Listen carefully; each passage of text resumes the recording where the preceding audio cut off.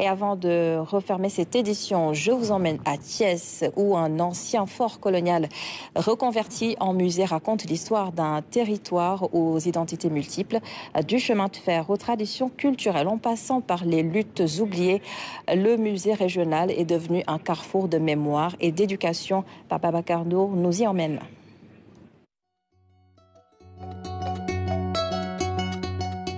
Le bruit des bottes a laissé place à un silence propice à la contemplation.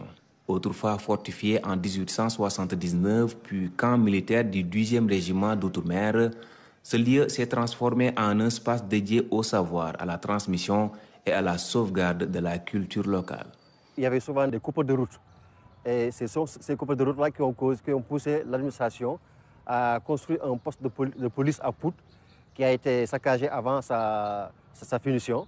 Et l'administration a décidé de venir construire un autre poste de police pour sécuriser la zone. Le site est devenu un musée depuis 1975 et ça a été inauguré par l'ancien président de la République, Léopold Sédar Senghor. Le musée régional de Thiès doit sa richesse à ses 2 salles d'exposition permanentes et à son atelier de peinture. L'une des 2 expositions est entièrement consacrée à l'histoire du chemin de fer, un héritage indissociable de l'identité de cette cité carrefour. On a mis des panneaux, des objets qui sont en rapport avec l'éducation nationale, donc la préhistoire et autres. Donc en 2006, on a ouvert un autre pavillon dédié au chemin de fer.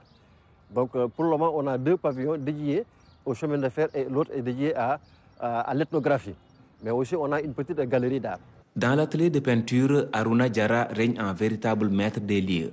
L'artiste incarne l'histoire de ce laboratoire d'expression destiné aux jeunes talents, puisqu'il en fut le tout premier résident en 1975. Les élèves actuellement commencent à s'y intéresser, parce que je vois qu'il y a 2 ans de cela, les élèves viennent presque en masse pour essayer de découvrir ce qui se passe ici au musée.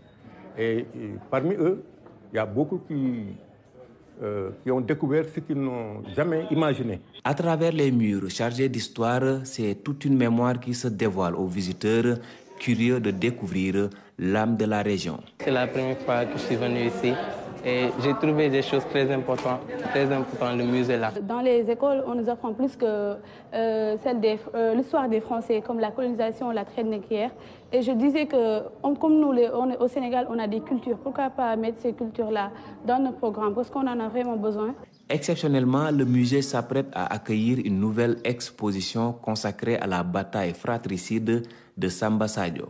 8 objets issus de la collection Émile Faidherbe de Dunkerque seront pour la première fois présentés au public. J'ai été attribué à une donation du général Faidherbe, mais donc en cherchant un petit peu plus, on s'est aperçu que c'était son neveu, Émile Faidherbe, qui l'a ramené en 1875 d'une bataille auquel il a participé en tant que lieutenant de Spahi, qui s'appelle, dans les archives françaises, la bataille de Koki ou la bataille de Bundu. Cette initiative réactualise le débat sensible du rapatriement des trésors africains conservés en Europe. J'espère que l'État du Sénégal et l'État français peuvent prendre la mesure en fait, du fait que ce sont des objets mal acquis et qu'ici on a réuni toutes les conditions pour qu'ils reviennent. Ça fait partie des choses qui nous font maintenant changer maintenant de paradigme, pour ne pas toujours être resté sur les expositions permanentes.